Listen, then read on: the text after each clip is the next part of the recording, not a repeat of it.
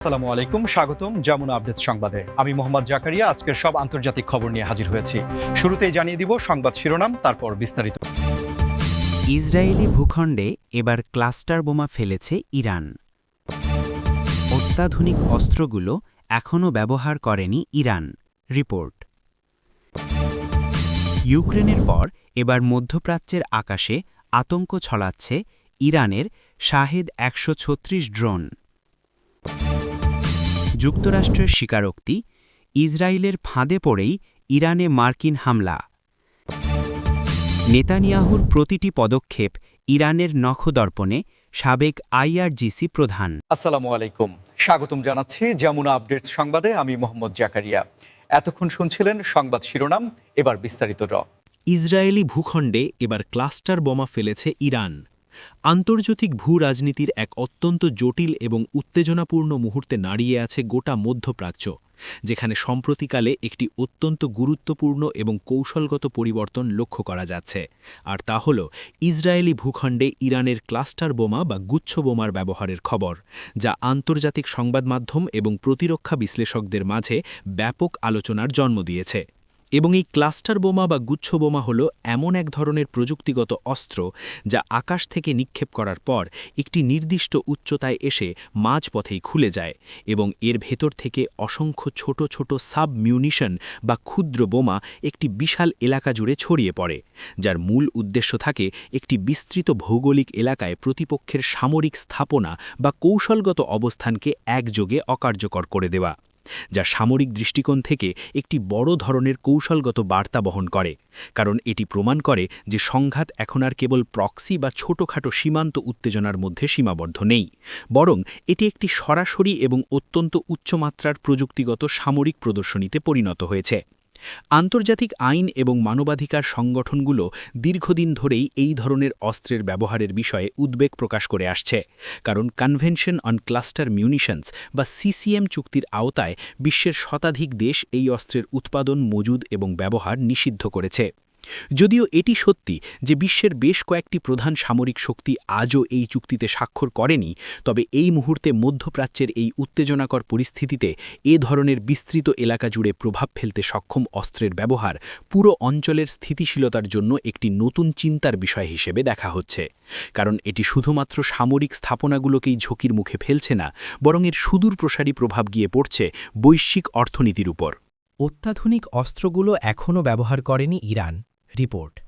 সমরবিদ্যা এবং ভূরাজনৈতিক কৌশল নিয়ে যারা কাজ করেন তাদের কাছে একটি অত্যন্ত পরিচিত শব্দ হল স্ট্র্যাটেজিক পেশেন্স বা কৌশলগত ধৈর্য।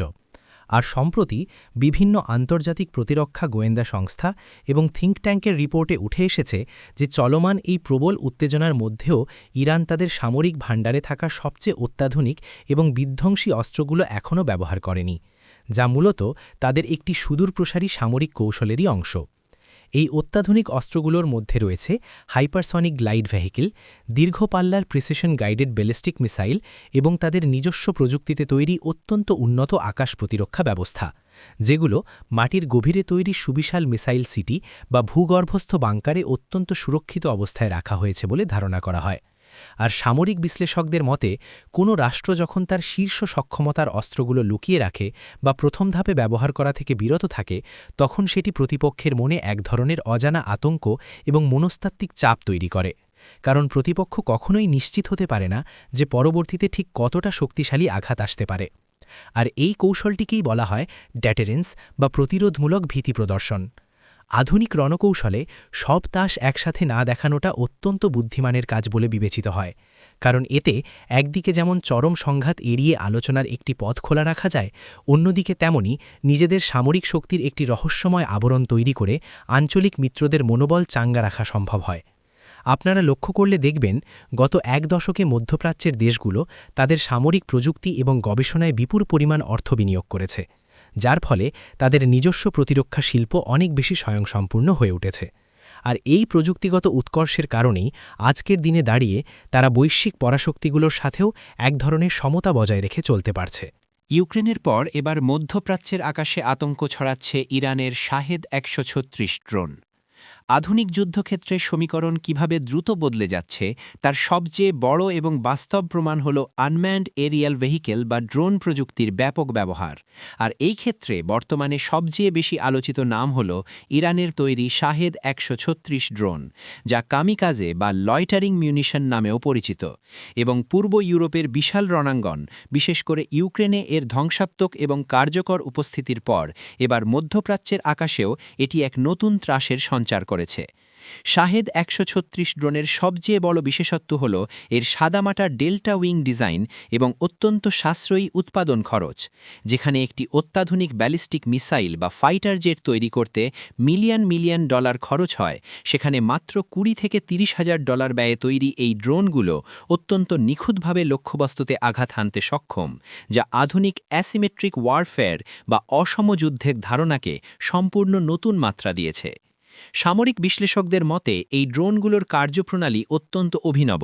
এরা ঝাঁকে ঝাঁকে বা সোয়ার্ম আকারে উড়ে গিয়ে প্রতিপক্ষের অত্যন্ত ব্যয়বহুল এবং অত্যাধুনিক আকাশ প্রতিরক্ষা ব্যবস্থা যেমন আয়রন ডোম বা পেট্রিয়েট মিসাইল সিস্টেমকে বিভ্রান্ত করে দিতে পারে। কারণ একটি সস্তা ড্রোনকে আকাশ থেকে ভূপাতিত করতে প্রতিপক্ষকে মিলিয়ন ডলার মূল্যের ইন্টারসেপ্টর মিসাইল ব্যবহার করতে হয়, যা দীর্ঘমেয়াদে যে কোনো দেশের সামরিক বাজেটের ওপর এক বিপুল অর্থনৈতিক চাপ সৃষ্টি করে।